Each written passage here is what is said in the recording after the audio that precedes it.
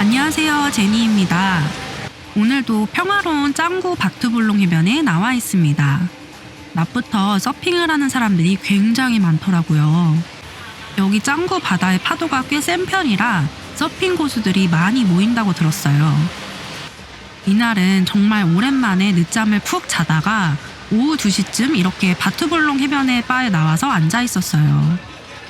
이제 발리에서의 특별한 계획이 없었기 때문에 바다로 나와 있던 건데요. 백사장에 있는 서양인들을 보니 여유를 즐길 줄 아는 모습이 참 보기 좋더라고요. 갑자기 이 말이 생각났어요. We call it dolce far niente. It means the sweetness of doing nothing. We are masters of it. Dolce far niente. Dolce far niente. 달콤한 게으름이라는 뜻의 돌체 파르니엔테. 오케이, 돌체 파르니엔테. 이날 하루 저도 뭔가 해야 한다는 생각에서 벗어나 간만에 여유를 부려보기로 합니다. 아직은 햇살이 너무 강하니까 우선 그늘 아래에서 샌드위치를 먹을 거예요. 우리가 사람들과 상호작용을 하거나 사교 모임에 참여할 때 소모되는 정신적, 감정적 에너지를 소셜 배터리라고 한다는데요. 여러분의 소셜 배터리는 몇 %인가요? 저는 외향형인데도 한 70% 정도 되는 것 같아요. 며칠 동안 사람들과 복작복작 지내다가도 이렇게 혼자 있는 시간을 보내야 충전이 되더라고요. 그래서 저는 이렇게 혼자 발리 여행을 하면서 동행 친구들을 만나는 게 좋았는데요. 그 이유는 이렇게 혼자만의 시간을 보내다가도 저녁 때가 되면 언제든 새로운 사람들을 만나서 식사도 함께 하고 다양한 이야기를 나눌 수 있어서였어요.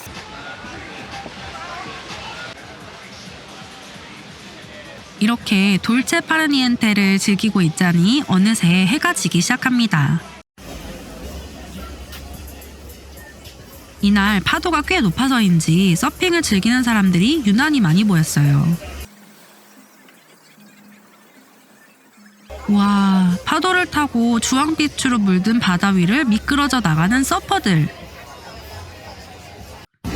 그리고 그 뒷배경의 석양이 아주 장관입니다. 이래서 다들 이 시간까지 서핑을 하나 봐요. 이렇게 구름 이불을 덮고 일찍 잠들러 가는 노을과 인사를 마칩니다. 이제 해변을 빠져나와서 짱구 시내로 들어가고 있는데요. 저녁 시간에 짱구는 교통체증이 정말 심해요. 오토바이를 타도 이 오토바이조차 지나갈 수 없을 정도로 메인 도로가 차와 오토바이로 빼곡하게 차 있습니다. 간신히 빠져나왔어요. 어제에 이어서 오늘도 하늘이 보랏빛으로 물들어 있네요. Beer is cheaper than therapy. 심리상담보다 맥주가 훨씬 싸게 먹힌다네요. 요 재밌는 문구가 있는 이곳은 미미마맘이라는 짱구의 칵테일 바입니다. 여기에도 아라 칵테일을 판매한다고 해서 와봤고요. 어제 만났던 벤님, 존스님, 그리고 찬이라는 새로운 친구까지요.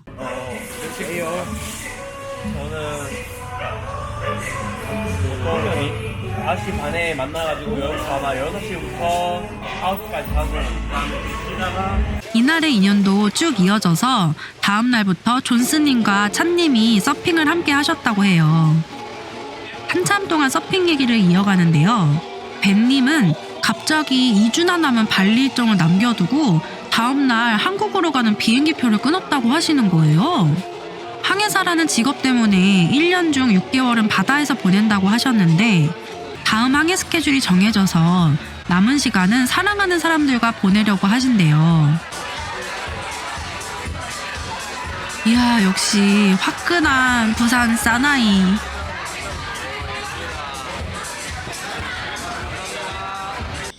다시 호텔로 돌아와 어김없이 밤하늘의 별을 보며 벤님과의 대화를 곱씹어봤어요. 미리 잡아놓은 숙소 비용은 어찌 하시냐고 물어보니 원래 사랑하는 사람들을 위해서 하는 결정에 돈은 아깝지 않으시대요. 저는 이분의 결단력이 너무 멋지기도 했고 무언가를 포기할 만큼 사랑하는 사람들이 있다는 게 또 부럽기도 했어요. 사실 이분의 결정은 스스로를 위한 용기 있는 행동이었다고 생각해요.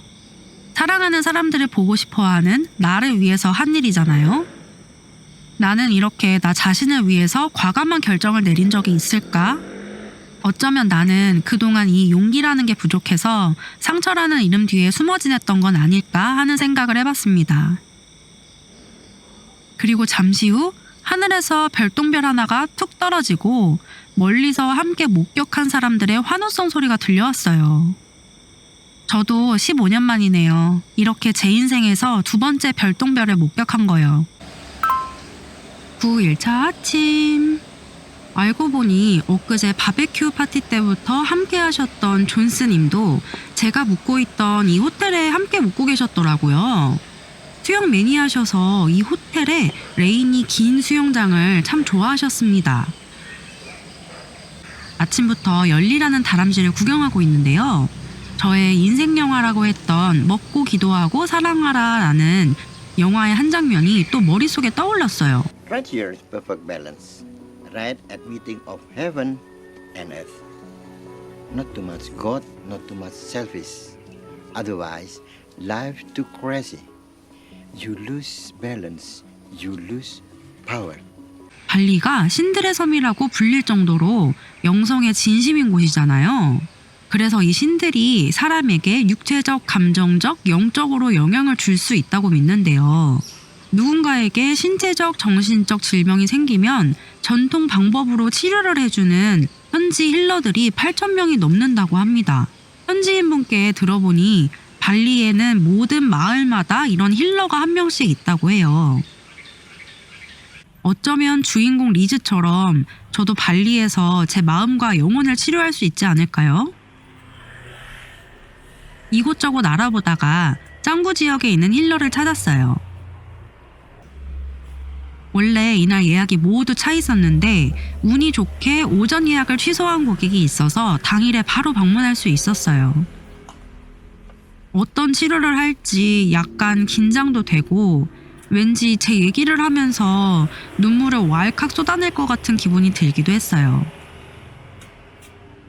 여기 발리치 힐링은요, 외국인 관광객이 주로 방문하는 곳으로 모두 몸과 영혼의 치료를 위해서 온다고 해요. Hello, selamat pagi. Wow, such a beautiful place.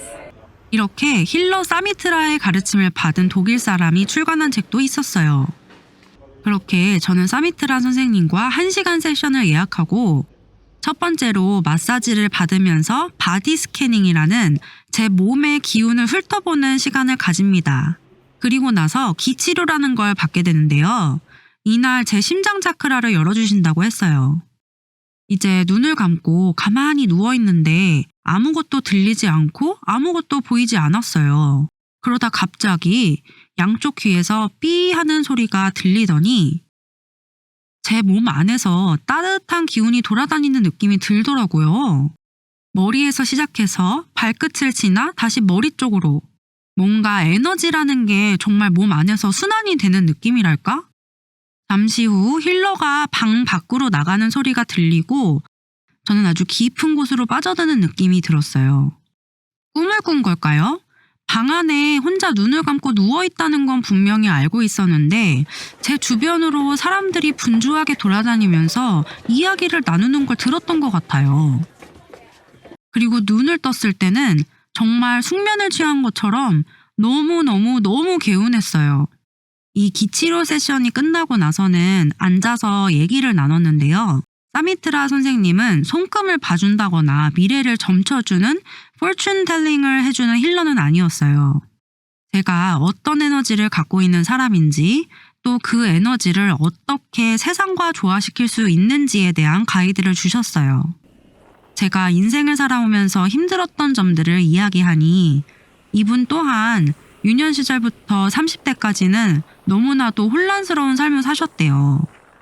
그리고 삶의 이유를 찾기 위해서 해외에서 유학도 해보고 한의학, 철학, 종교, 영성 등등 다양한 공부를 하셨다고 해요.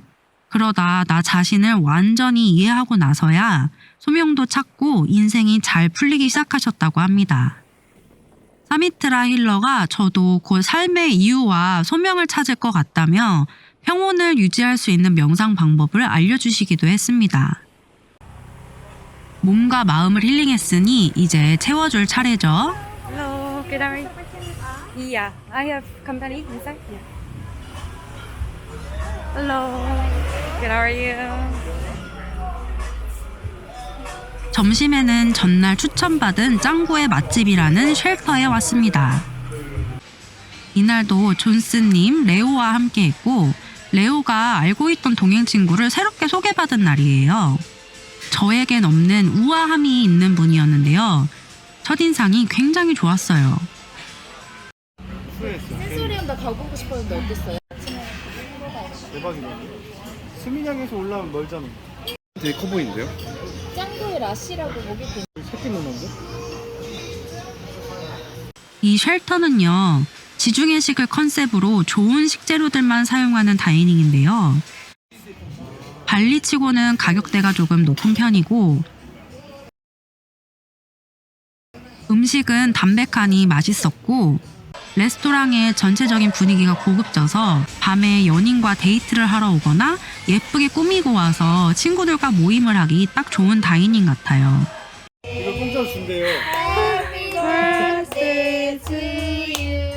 이렇게 생일 파티 서비스도 해주거든요. 당황스럽죠? 나도 이런 거 있는지 몰랐네. 케이크가 정말 맛있었어요. 이제 근처에 유명하다는 카페를 왔는데 여기가 베이커리류가 유명하지만 너무 배불러서 패스. 커피는 정말 맛있더라고요. 여러분, 짱구에 핫가이 핫걸들이 정말 많거든요.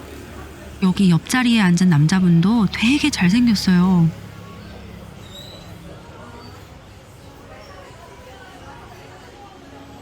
한참 수다를 떨다가 저녁에는 다 같이 스미냑으로 노을을 보러 갑니다. 저는 발리에서 이 오토바이를 탈 때 기분이 가장 좋아요. 시원한 바람을 맞으면서 발리의 풍경을 보는 이 자유로운 기분. 여러분들도 발리에 오셔서 꼭 한번 경험해 보시길 바랍니다. 발리는요, 인연을 엮어주는 참 신기한 곳인 것 같아요. 저처럼 초면에 낯을 많이 가리거나 혹은 내향형인 사람들도 적극적으로 관계를 맺게 하는 곳이랄까? 엘라 언니도 처음 발리에 왔을 때는 모르는 사람들과 다니는 게 낯설어서 한참을 혼자 지내다가 용기 내서 만난 동행들 중에 레오가 있었다고 해요. 그리고 이렇게 레오를 통해서 또 저와 존스님을 만나게 된 거예요. 무뚝뚝해 보이지만 마음이 참 따뜻한 우리 레오. 여러 사람들의 마음의 문을 열어주는 역할을 톡톡히 하고 있었네요. 제가 한국에 있을 때는 새로운 사람들에게 잘 다가가지도 않고 또 그 사람을 깊게 알아가려는 노력을 하지도 않았었어요.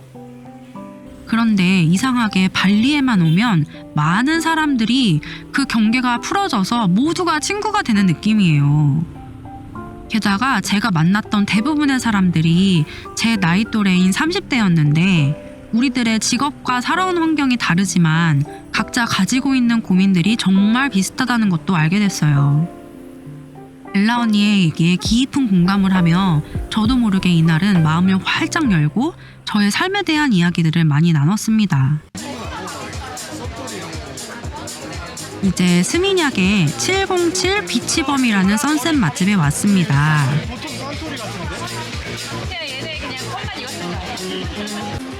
여기는 사람이 많이 없고 더 탁 트인 전경을 볼 수 있어서 좋더라고요.